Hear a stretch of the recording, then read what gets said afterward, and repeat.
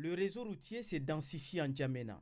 Conscient du gap infrastructurel, d'importants travaux de réhabilitation et de construction ont été engagés pour améliorer la mobilité urbaine. En moins de 2 ans, des routes, d'autoroutes et des ponts serpentent la cité capitale. La qualité des ouvrages réalisés ou en cours de réalisation contribue à la flexibilité de modes de transport permettant aux usagers de se déplacer sans trop de peine d'un quartier à un autre.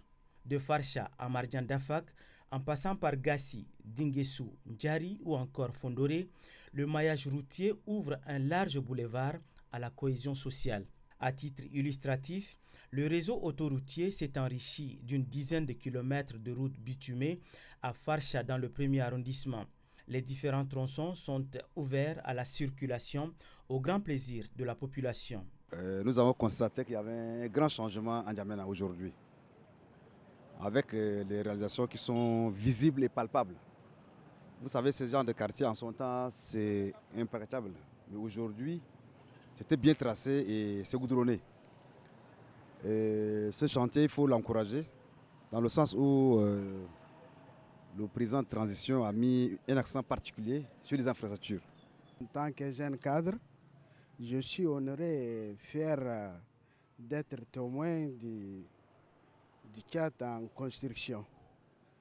Donc, nos encouragements à son Excellence, Monsieur le Président de transition, et la jeunesse est derrière vous. Dans la foulée, les chantiers concernant les axes de prolongement du quartier Marjan Dafak sont très avancés et déjà le linéaire réalisé a reconfiguré l'image du quartier. J'ai fait un peu de tour à Farsha, un peu de tour vers Gazi, vers Ambata. Donc, ça veut dire que N'Djamena est en chantier. Donc, c'est l'occasion de remercier le général Mohamed Idriss Déby, nos présidents de transition, de tout ce qu'il est en train de faire. Durant les 2 années de transition, on a vu toutes les routes sont bitumées. Sincèrement, on remercie le président de transition. Il a fourni des efforts que tous les peuples tchadiens parlera de lui. À cela s'ajoute bien sûr le projet de construction de l'autoroute d'une dizaine de kilomètres de long qui reliera le pont d'Isner à la pénétrante nord de N'Djamena. Cette route réduira le temps de trajet et des tracasseries aux usagers.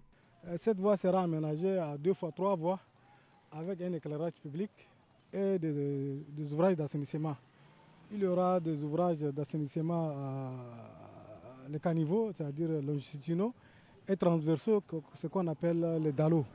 On a 11 ouvrages, c'est-à-dire 11 ouvrages transversaux et des caniveaux qui vont servir à collecter les eaux des zones du projet pour acheminer dans un exutoire et assainir le quartier et notre route. Donc cette voie permettra aussi au trafic poids lourd de contourner le centre-ville pour un petit peu décongestionner la voie de contournement Chagua-Goudji. S'agissant des ponts, les travaux du pont sur le Chari avancent à pas de géant.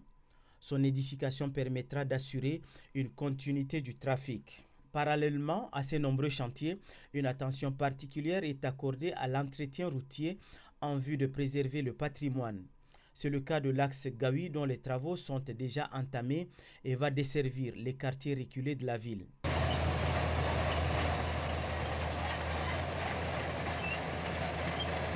Rien qu'entre 2021 et 2023, plusieurs projets ont été réalisés en N'Djamena et 90 autres kilomètres de routes sont en cours d'exécution. En fait, toutes ces infrastructures qui s'inscrivent dans le cadre des projets prioritaires font du désenclavement un axe stratégique de la politique du développement socio-économique.